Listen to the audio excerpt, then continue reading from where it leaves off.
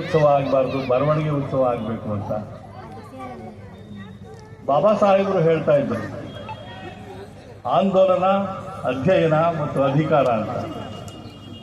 ಅಧ್ಯಯನ ಮಾಡಬೇಕು, ವಿಷಯ ತಿಳ್ಕೋಬೇಕು. ಚರಿತ್ರೆ ಗೊತ್ತಿಲ್ಲದೆ ಇರೋರು ಭವಿಷ್ಯನ ಕಟ್ಟಕ್ಕೆ ಸಾಧ್ಯ ಇಲ್ಲ.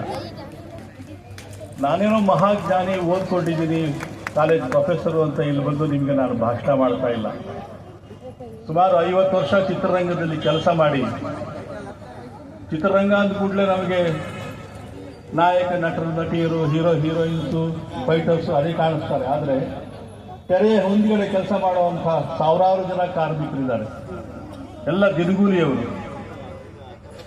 ಹಳ್ಳಿ ಕಡೆ ಬೇಸಾಯ ಸರಿಯಾಗಿ ಫಲ ಕೊಡದೆ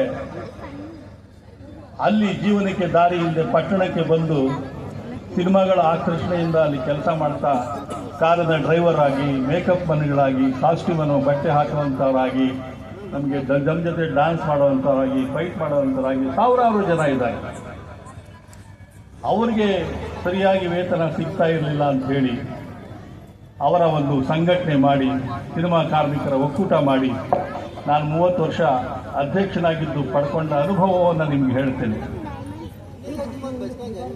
ಯಾವುದೇ ದೇಶದಲ್ಲಿ, ಯಾವುದೇ ಜನಾಂಗದಲ್ಲಿ, ಯಾವುದೇ ಮತದಲ್ಲಿ, ಯಾವುದೇ ಜಾತಿಯಲ್ಲಿ ಯಾರಿಗೆ ಅವಕಾಶ ಇರುತ್ತೆ ಅವರು ಚೆನ್ನಾಗಿ ಬದುಕೋಕ್ಕೆ ಪ್ರಯತ್ನ ಪಡ್ತಾರೆ. ಯಾವುದೇ ಒಂದು ಸಂಘದಲ್ಲಿ 100 ಜನ ಇದ್ರೆ ಅದರಲ್ಲಿ 10 ಜನ ಮಾತ್ರ ಬುದ್ಧಿವಂತರಾಗಿರ್ತಾರೆ. ಅದೇ 10 ಜನ ಪದೇ ಪದೇ ಆಯ್ಕೆಯಾಗಿ ಬರ್ತಿರ್ತಾರೆ. ಇನ್ನು 90 ಜನ ಸಂಗ್ರಹ ಮಾಡಿರುವಂಥ ಹಣವನ್ನು ದುರುಪಯೋಗ ಮಾಡ್ಕೋತಾರೆ. ಅವರು ಶ್ರೀಮಂತರಾಗ್ತಾ ಇರ್ತಾರೆ, ಅವರು ಚೆನ್ನಾಗಿ ಬದುಕ್ತಾ ಇರ್ತಾರೆ. ಆದರೆ ಪ್ರಾಮಾಣಿಕವಾಗಿ ದುಡಿಯುವಂಥ ಈ 90 ಜನ ಅದೇ ಗುಡಿಸಲಲ್ಲಿ, ಅದೇ ಮಳೆ ಸೋರುವಂಥ ಮನೆಗಳಲ್ಲಿ ಬದುಕ್ತಾ ಇರ್ತಾರೆ. ಬಾಬಾ ಸಾಹೇಬರು ಈ ವ್ಯವಸ್ಥೆಯ ವಿರುದ್ಧ ಸಿಡಿದೆದ್ದು ನಿಲ್ಲಕ್ಕೆ ಕಾರಣ ಸಹಸ್ರಾರು ವರ್ಷಗಳಿಂದ ದಮನಿತ ವರ್ಗಗಳಿಗೆ, ಅಸಂಘಟಿತ ವರ್ಗಗಳಿಗೆ, ದುಡಿಯುವ ಜನಕ್ಕೆ ಜ್ಞಾನ ಸಿಗದ ಹಾಗೆ ಮಾಡಿದ್ರು. ಬಲಾಢ್ಯ ಜನ ವಿದ್ಯೆ ಸಿಗದ ಹಾಗೆ, ಜ್ಞಾನ ಸಿಗದ ಹಾಗೆ ಮಾಡಿ ಅವರ ತಲೆಯ ಮೇಲೆ ಮಲವನ್ನು ಹೊರಿಸಿ ಅವ್ರನ್ನ ಬಹಳ ಕೀಳಾಗಿ ಕಾಣ್ತಾ ಇದ್ರು. ಈ ದೇಶಕ್ಕೆ ಇಂಗ್ಲಿಷ್ನವ್ರು ಬಂದ ನಂತರ ಶಾಲೆಗಳನ್ನು ತೆರೆದರು. ಅವರಿಗೆ ಆಡಳಿತ ನಡೆಸೋಕ್ಕೆ ಗುಮಾಸ್ತರು ಬೇಕಾಗಿತ್ತು, ಪೊಲೀಸ್ ಕಾನ್ಸ್ಟೇಬಲ್ ಬೇಕಾಗಿತ್ತು, ಕೋರ್ಟ್ಗಳಲ್ಲಿ ದಫೇದಾರ್ಗಳು ಬೇಕಾಗಿತ್ತು. ಸಣ್ಣ ಪುಟ್ಟ ಕೆಲಸ ಮಾಡೋದಕ್ಕೆ ಸ್ವಲ್ಪ ಇಂಗ್ಲಿಷ್ ಕಲೀಲಿ ಅಂತ ಶಾಲೆಗಳನ್ನ ಪ್ರಾರಂಭ ಮಾಡಿದ್ರು. ಹಾಗಾಗಿ ಜ್ಞಾನಾರ್ಜನೆ ದಮನಿತ ವರ್ಗಗಳಿಗೆ ಸಾಧ್ಯ ಆಯಿತು. ಈಗ ನಾವು ಚಿಂತನೆ ಮಾಡಬೇಕಾಗಿರೋದು ಏನು ಅಂದರೆ, ನಮ್ಮಲ್ಲಿಯ ವಿದ್ಯಾವಂತ ಯುವಕ ಯುವತಿಯರು ನಮ್ಮ ದೇಶದ ಸ್ವಾತಂತ್ರ್ಯಕ್ಕೆ ಏನಾಗ್ತಾ ಇದೆ, ನಮಗೆ ಸಂವಿಧಾನ ಕೊಟ್ಟಿರುವಂಥ ಈ ಹಕ್ಕುಗಳನ್ನು ನಾವು ಉಳಿಸ್ಕೊಳ್ಳೋಕ್ಕೆ ಸಾಧ್ಯ ಇದೆಯಾ?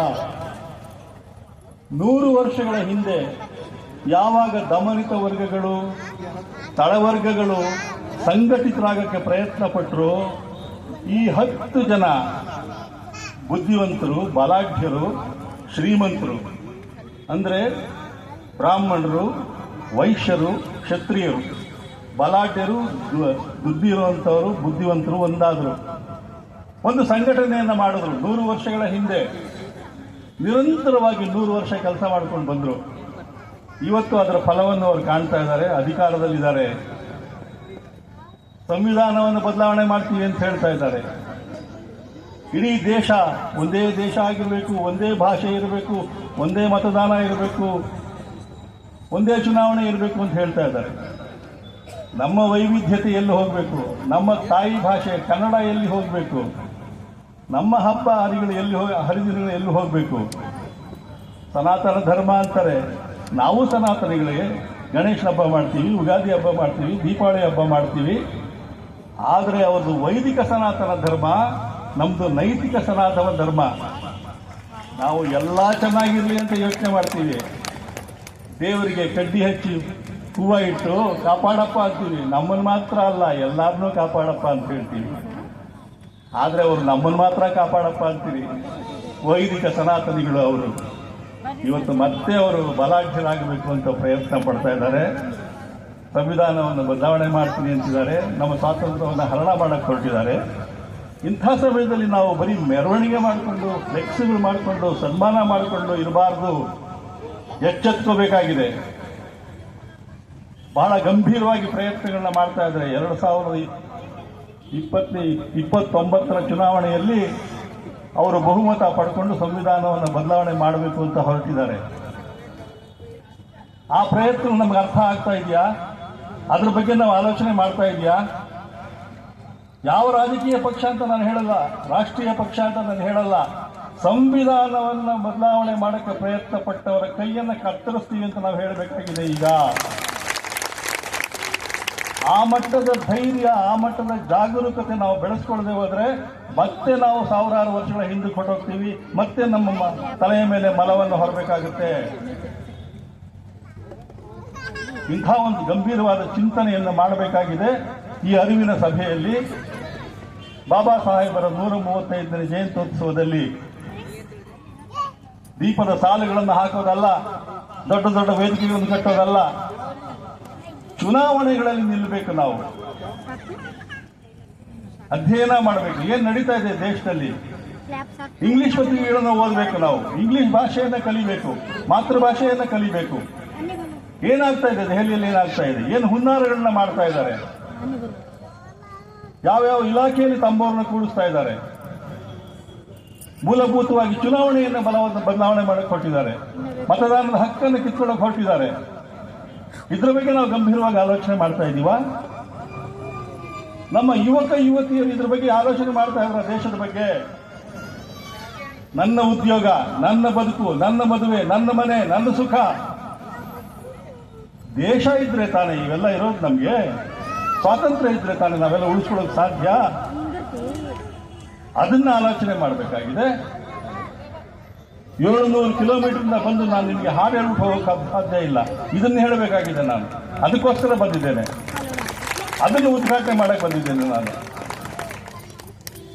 ನಮ್ಮ ಸ್ವಾತಂತ್ರ್ಯ ಅಪಾಯದ ಅಂಚಿನಲ್ಲಿದೆ, ಅದನ್ನು ಉಳಿಸ್ಕೋಬೇಕಾಗಿದೆ. ಇಂಥ ಅರಿವಿನ ಉತ್ಸವವನ್ನು ಉದ್ಘಾಟನೆ ಮಾಡೋದಕ್ಕೆ ನನಗೆ ಸಂತೋಷ ಆಗ್ತಾ ಇದೆ. ನಾನು ಹೇಳಿದ ಮಾತುಗಳಿಂದ ಯಾರಿಗಾದ್ರೂ ಬೇಸರ ಆಗಿದ್ರೆ ನಿಜವಾಗ್ಲೂ ಬೇಸರ ಮಾಡಿಕೊಳ್ಳಿ, ಪರವಾಗಿಲ್ಲ. ನಾನು ಸತ್ಯವನ್ನು ಹೇಳಿದ್ದೀನಿ, ಸತ್ಯವನ್ನಲ್ಲದೆ ಬೇರೆಯನ್ನು ಹೇಳಿಲ್ಲ. ನನಗೆ ಯಾವ ರಾಜಕೀಯ ಇಚ್ಛೆಯೂ ಇಲ್ಲ, ಸ್ವಾರ್ಥವೂ ಇಲ್ಲ.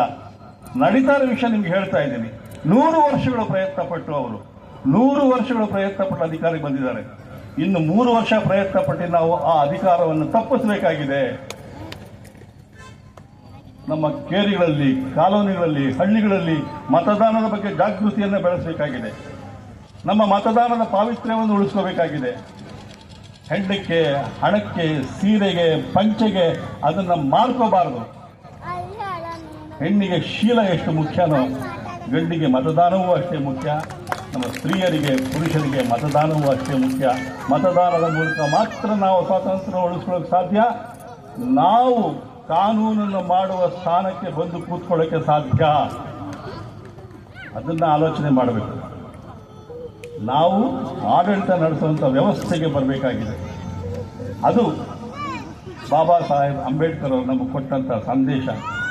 ನಮಗೆ ಪಾರ್ಲಿಮೆಂಟ್ ಭವನ ತೋರಿಸ್ತಾ ಇದ್ದಾರೆ, ಅಲ್ಲಿ ನಿಂತ್ಕೊಂಡು ಅಲ್ಲಿಗೆ ಹೋಗಿ ದೆಹಲಿಯಲ್ಲಿ ಅಧಿಕಾರ ನಡೆಸಿ ಅಂತ ಹೇಳ್ತಾ ಇದ್ದಾರೆ. ಆ ಕೆಲಸವನ್ನು ನಾವು ನೀವು ಎಲ್ಲ ಸೇರಿ ಮಾಡೋಣ.